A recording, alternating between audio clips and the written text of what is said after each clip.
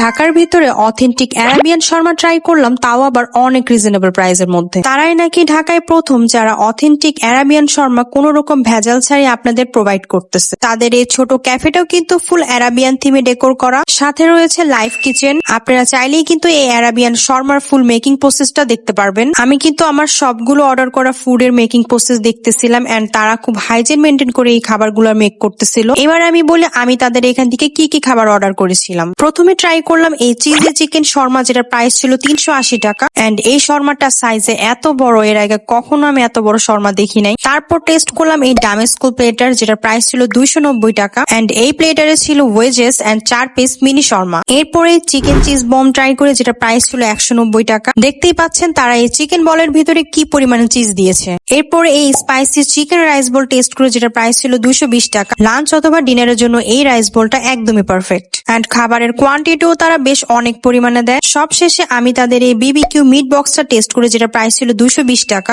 And এই বক্সে তারা loaded chicken, sausages, fries, cheese সহ অনেক ধরনের আইটেম ইউজ করেছে। আমার কাছে কিন্তু তাদের খাবারের টেস্ট এন্ড প্লেস সবকিছু অনেক ভালো লেগেছে। সো আপনারা যদি বাজেটের মধ্যে মিডল ইস্টার্ন ভাইবের ফুড ট্রাই করতে চান, তাহলে শর্মা ডামেস্কোর খাবার ডেফিনেটলি ট্রাই করতে পারেন।